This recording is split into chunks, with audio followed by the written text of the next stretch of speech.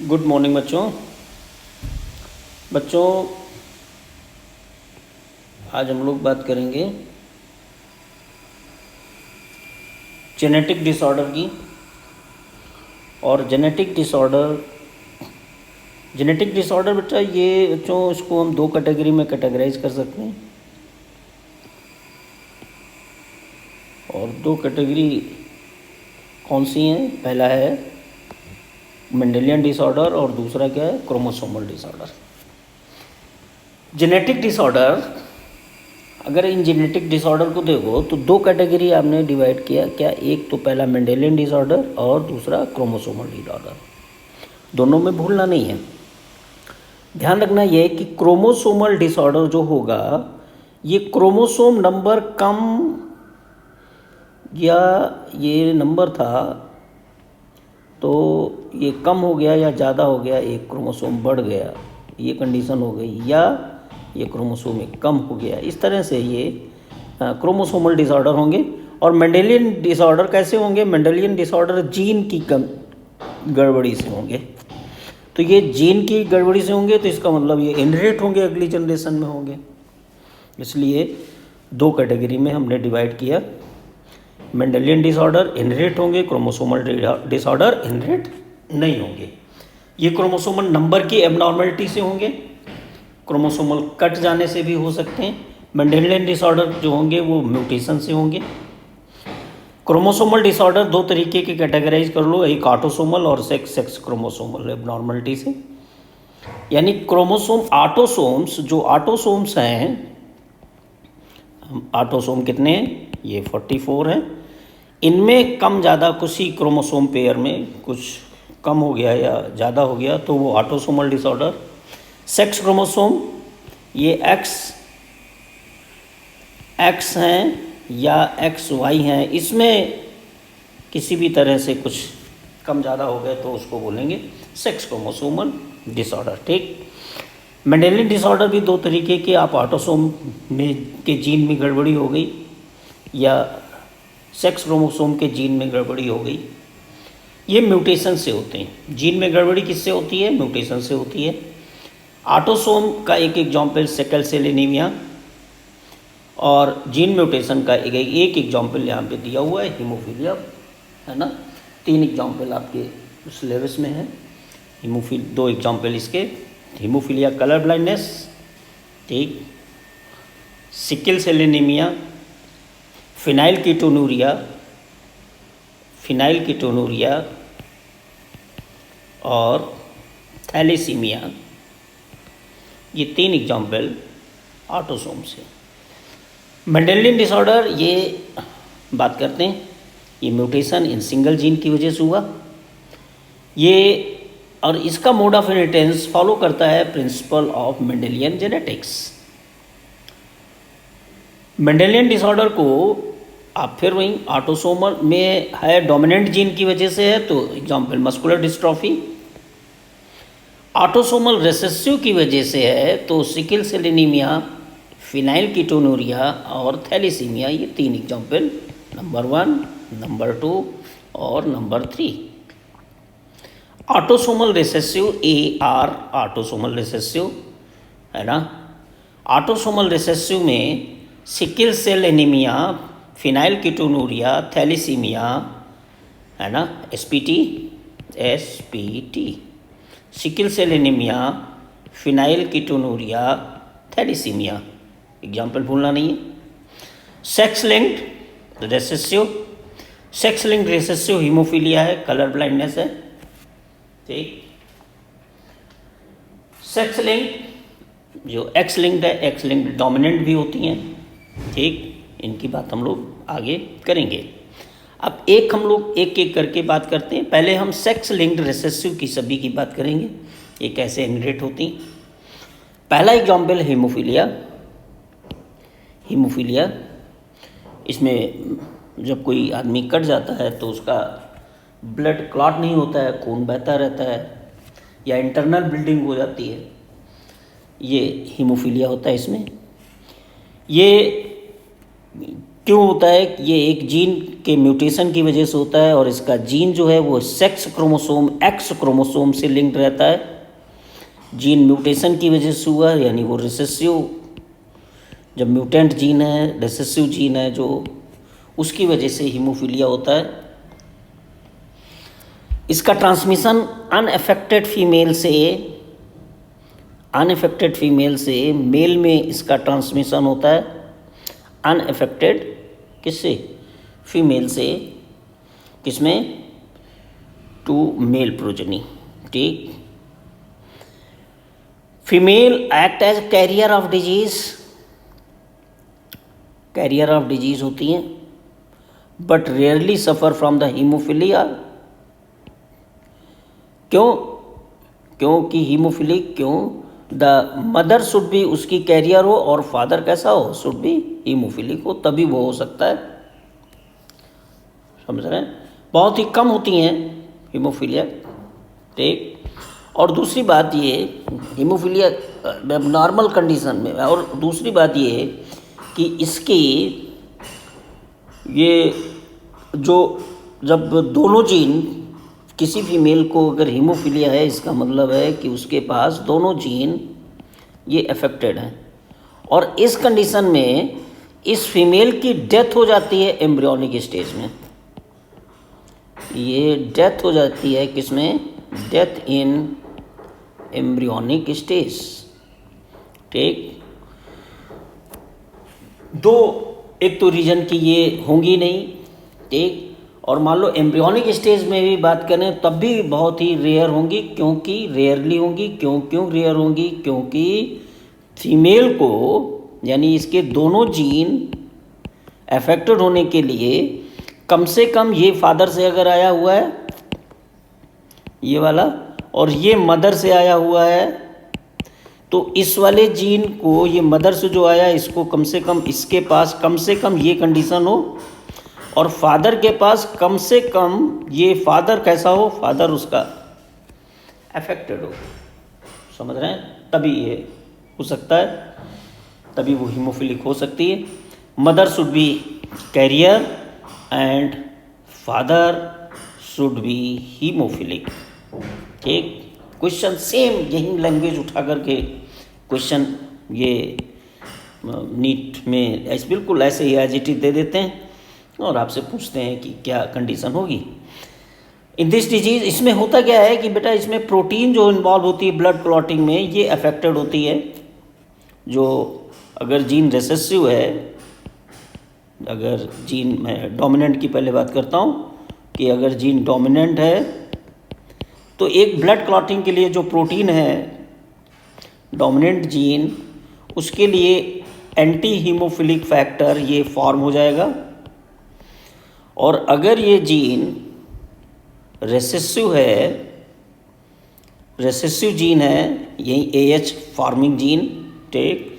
ये रेसेसिव है तो नो AHF बनेगा, नो HF, और उसको हो जाएगी, उसका ब्लड क्लॉट नहीं होगा, डिले ब्लड क्लॉटिंग, और उसको हो जाएगी क्या? हीमोफीलिया। ठीक। अब इसका जीन देखो जरा कि जीन कैसे कैसे रहता है। फीमेल के पास कैसे जीन रहता है, मेल के पास कैसे जीन रहता है। फीमेल के पास में ही आप इसकी फीमेल के पास XX, चूँकि X लिंक्ड है तो इसलिए हम XX की बात करेंगे। फीमेल के पास X हैं। ठीक। अगर जीन डोमिनेंट है तो इसको हम प्लस फॉर्म में भी लिख सकते हैं, या इसको हम कैपिटल लेटर ये प्लस फॉर्म में लिख सकते हैं, प्लस, या इसको कैपिटल H इस तरह से भी लिख सकते हो, X कैपिटल H। ठीक। दूसरा ये तरीका है कि जीन डोमिनेंट है, मतलब ये टोटल नॉर्मल है। दूसरा ये तरीका है कि नॉर्मल है, ये डोमिनेंट जीन हमने ऐसे लिख दिया। ठीक। ये अब इसको अगर देखो तो ये होमोजाइगस डोमिनेंट है। ये कैसा है? होमोजाइगस डोमिनेंट है। ठीक। दूसरी कंडीशन क्या हो सकती है कि ये फीमेल नॉर्मल होगी, ये फीमेल होमोजाइगस डोमिनेंट वाली फीमेल कैसी होगी? नॉर्मल होगी। ठीक। दूसरा कंडीशन ये हो सकता है कि फीमेल के पास में एक जीन अफेक्टेड है, ये एक जीन अफेक्टेड है, देखो स्मॉल एच रेसेसिव जीन, ठीक, यानी ये एक्स केवल एक जीन अफेक्टेड है। इसका मतलब एक्स को हम लिखने के लिए एक अफेक्टेड जीन को हम दिखाएं, इस पर ये डॉट लगा दें बस। इस तरह से भी लिख सकते हैं और इस तरह से भी लिख सकते हैं जीनोटाइप। एक्स स्मॉल एच यानी दोनों जीन इसके अफेक्टेड हैं, इस तरह से ये दोनों जीन अफेक्टेड हैं। ये फीमेल, इसकी डेथ हो जाती है एम्ब्रियोनिक स्टेज में, ठीक, एक ये। और दूसरा, अगर एम्ब्रियोनिक स्टेज में भी है, बन रही है, तो क्या पॉसिबिलिटी है, तो father should be haemophilic and mother should be carrier. At least father should be carrier and mother should be haemophilic, ये तभी हो सकता है, ठीक। ध्यान रखना इस लाइन को बिल्कुल एकदम दिमाग में बैठा लो। मेल के लिए देखो, तो मेल के लिए मेल कंडीशन क्या हो सकती है, मेल कैसा है, मेल है, देखो या तो एक जीन एक्स से है तो केवल एक्स क्रोमोसोम की बात करेंगे, एक्स एच हो सकता है और वाई, या एक्स स्मॉल एच हो सकता है। वाई के साथ कुछ नहीं लिखना है, ध्यान रखना है ना, अक्सर गलती कर देते हैं, वाई के साथ नहीं, कुछ भी नहीं करना है, वाई के साथ कोई छेड़छाड़ नहीं। X dominant gene X Y लिख दिया, एक्स एक जीन अफेक्टेड है, रेसेसिव वाला को हम अफेक्टेड रखना है, ये ध्यान रखना है, ठीक। तो अब देखो आपके पास 4 कंडीशन बन गई, 5 कंडीशन बन गई टोटल मेल के लिए। फीमेल के लिए अगर हम बात करें, देखो फीमेल के लिए अगर हम बात करें तो आप कहेंगे, मैंने एक वर्ड बोल रहा हूँ, होमोजाइगस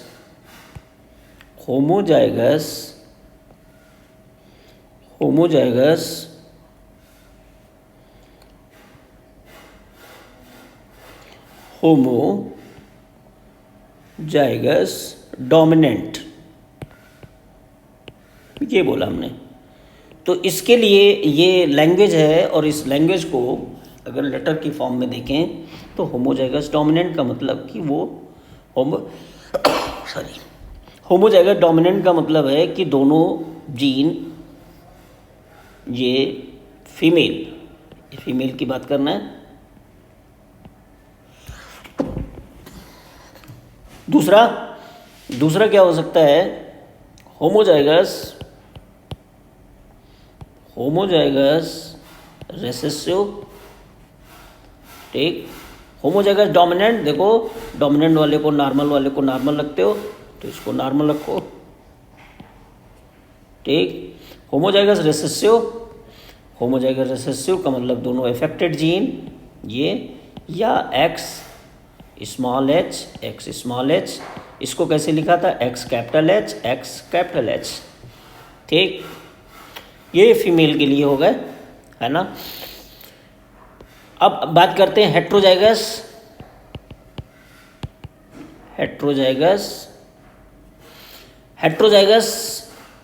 ये फीमेल के लिए बात कर रहे हैं। तो हेट्रोजाइगस का मतलब एक जीन अफेक्टेड है, ठीक, केवल एक जीन इनके पास अफेक्टेड है।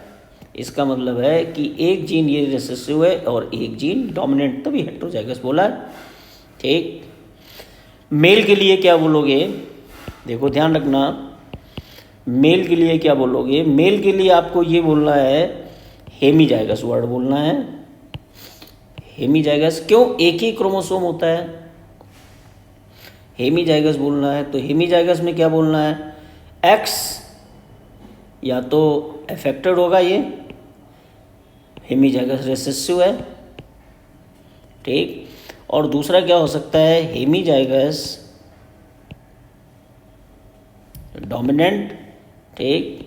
हेमीजाइगस डोमिनेंट का मतलब एक्स वाई नॉर्मल होगा ये, ठीक, और ये अफेक्टेड होगा, इसको दूसरा रेसेसिव जीन वाई, और ये एक्स कैपिटल एच वाई। ध्यान रखना इन टर्म्स के लिए पूछ दिया कि होमोजाइगस डोमिनेंट की मैरिज एक हेमीजाइगस रेसेसिव के साथ होती है तो बच्चों का क्या प्रोबेबिलिटी होगी, है ना। इस तरह की लैंग्वेज में क्वेश्चन दे देते हैं, है ना। What will be the probability of if the homozygous dominant female marry to the hemizygous dominant female male, तो कैसे किस तरह से होगा उसको ध्यान रखना। बच्चों कलर ब्लाइंडनेस की बात करते हैं। अभी अभी देखा ये दोनों ही haemophilia, colour blindness X linked recessive हैं। ये ऑर्नर ने इसको डिस्कवर किया था। ये कलर डिफ्रेंशिएट नहीं कर पाते हैं। डाल्टन को भी थी ये डिजीज़, और डाल्टन को भी थी ये, डाल्टनिज्म भी कहते हैं इसको। 3 टाइप्स की होती है, प्रोटेनोपिया, ड्यूट्रेनोपिया एंड ट्राइटेनोपिया। प्रोटेनोपिया में रेड कलर ब्लाइंडनेस होती है, ड्यूट्रेनोपिया में ग्रीन कलर ब्लाइंडनेस होती है, और ट्राइटेनोपिया में ब्लू कलर ब्लाइंडनेस होती है। ध्यान रखना, रेड कलर ब्लाइंडनेस ये, okay. Green colour blindness, this is green colour blindness, and blue colour blindness, this is blue colour blindness, okay. इस सेहरा कार्ड होता है, छोटे छोटे डॉट रखे होते हैं अलग अलग कलर के, है ना, और उसमें डिस्टेंस 40 सेंटीमीटर तक रख कर के, 40 इंच तक डिस्टेंस रख कर के, और लगभग 15 सेकंड तक उसको देखोगे तो आपको ये बनेगा। अब कलर ब्लाइंडनेस का भी सेम उसी तरह से पैटर्न है। एक ये देखो नॉर्मल है, दोनों जीन नॉर्मल है, तो ये नॉर्मल फीमेल हो गई, है ना, नॉर्मल होमोजाइगस, ये होमोजाइगस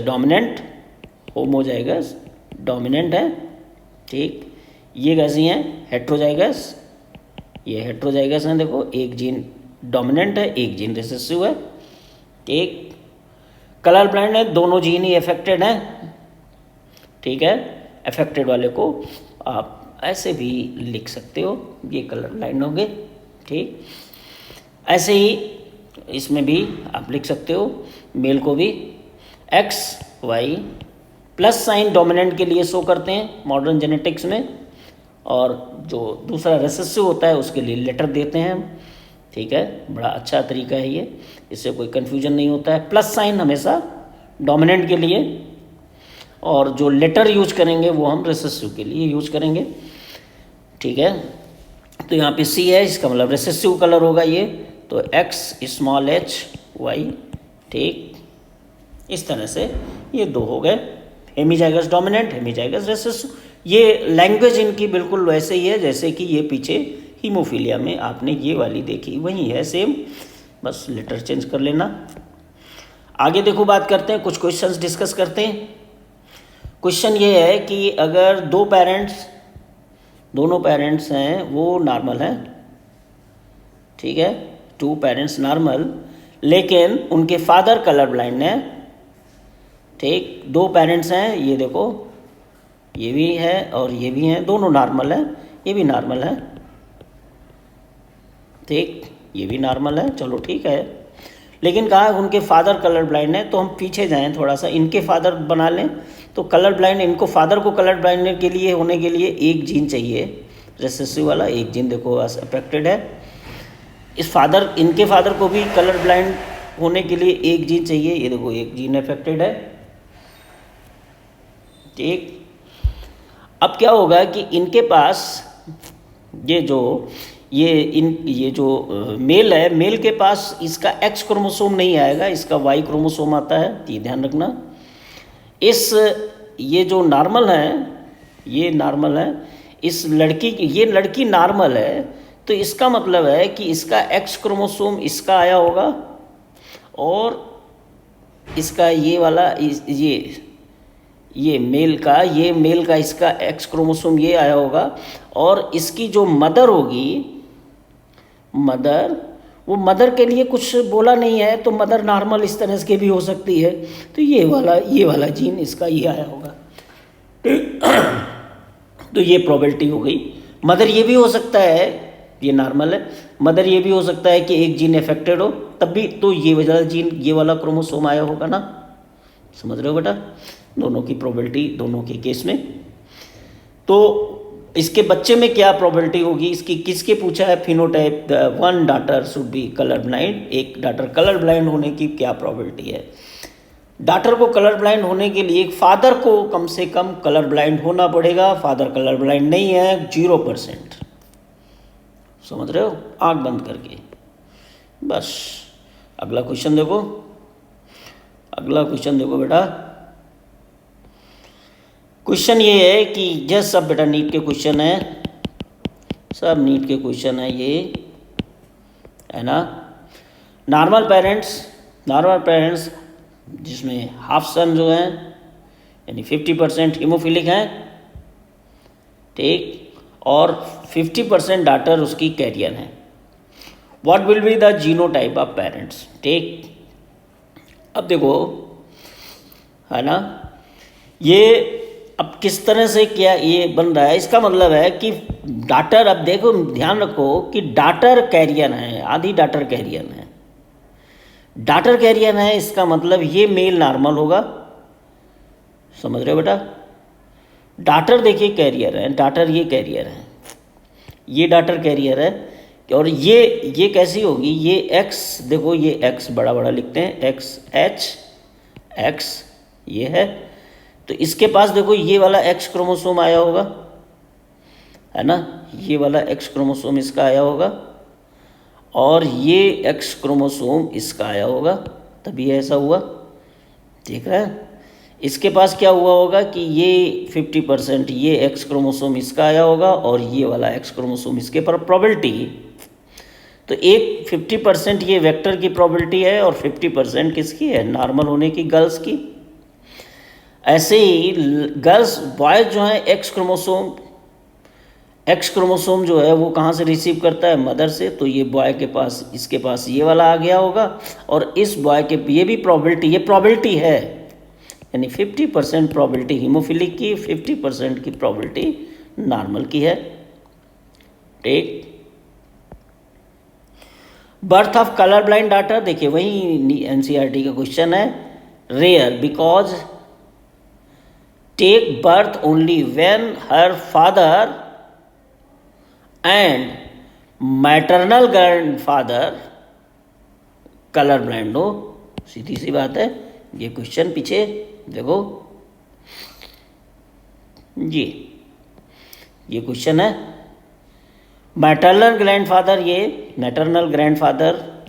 ये कलर ब्लाइंड हो, देख रहे हैं, और फादर उसका जो फादर है वो भी कैसा हो, कलर ब्लाइंड हो, कम से कम ये कलर ब्लाइंड हो, तभी इसके पास दोनों कंडीशन में आएगा, यहाँ से तभी आएगा। देख रहे हैं, बात समझ रहे हैं कि नहीं, तभी ऑप्शन है ये देखो, ये ऑप्शन सही है, ठीक। और यही केस यहाँ पे देखो किया गया है उसी को, है ना, तभी ये मैटरनल ग्रैंडफादर यानी एक्स सी एक्स नहीं वाई, ये वाई, ओके, एक्स सी वाई, ये एक्स सी वाई में एक्स सी इसके पास आया होगा, ठीक, और तो इसकी मदर कैरियर है और फादर कलर ब्लाइंड है, तभी ये कलर ब्लाइंड हो सकती है female. 2 alleles of colour blind, 2 allele उसके पास कलर ब्लाइंड के हैं, और 1 एलील हीमोफीलिया का है। अरे बाप रे बाप, चलो बहुत अच्छी बात है ना, कुछ ट्रिकी क्वेश्चंस हो। And she marry with a normal man, then what is the probability of both disease in her daughter and son?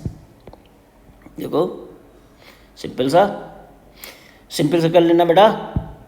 हम क्या करना है कि एक 2 alleles of colour blind and 1 allele of किसका, हीमोफीलिया। देखो ये एक है, 2 एलील हैं, इसके बाद 2 एलील है, और एक ये होमोफीलिया का है, बस दोनों लगा दिए ना भाई, ये कलर ब्लाइंड का एलील हो गया, ये हीमोफीलिया का हो गया, ठीक, ये काम हो गया। एक बात, मैरी किया नॉर्मल मैन के साथ, ये नॉर्मल मैन है, अब कैसी प्रोबेबिलिटी है देखो, यहाँ पे फिर वही चेकर बोर्ड बना लो, चाहे चेकर बोर्ड बना लो, चेकर बोर्ड बना करके इस तरह से कर लो, चाहे ये सिंपल सी है ना। जैसे ही जल्दी करना है क्वेश्चन, 1 मिनट की में आपको करना है ना, तो जल्दी करना है, जल्दी दिमाग लगाना है। देखो क्या कर रहा है, एक्स वाई है ना, तो ये इसके पास एक्स इसका आया है ना, एक्स ये आ सकता है, इस लड़की के पास एक्स ये आया और ये वाला एक्स आ सकता है, तो 100% कैरियर होंगे ये। ठीक, देख रहे हैं, इस लड़के के पास एक्स इसका मदर से आया होगा, ये वाला एक्स आया है और ये वाला एक्स भी आ सकता है, वाई फादर का आया होगा, इसका मतलब है 50% सन दोनों के लिए। ये देखिए हीमोफीलिया भी है, कलर ब्लाइंडनेस भी है, और इसको केवल कलर ब्लाइंड है। ठीक है, इसको क्या है, हीमोफीलिया ही है, हीमोफीलिया भी है इसको, और कलर ब्लाइंड भी है। इसको कौन सी है, केवल कलर ब्लाइंड है। ठीक, देख रहे हो, बहुत बढ़िया इंपॉर्टेंट क्वेश्चन है। अब बच्चों आगे हम बात करेंगे, नेक्स्ट वीडियो में बात करेंगे ऑटोसोमल रिसेसिव डिजीजेस की। ऑटोसोमल रिसेसिव डिजीजेस में सिकल सेल एनीमिया है, फिनाइलकीटोनुरिया है, और दूसरी है थैलीसीमिया। थैलीसीमिया बहुत इंपॉर्टेंट है ये। ठीक, तीनों डिजीज़ नेक्स्ट वीडियो में हम लोग इसी की बात करेंगे।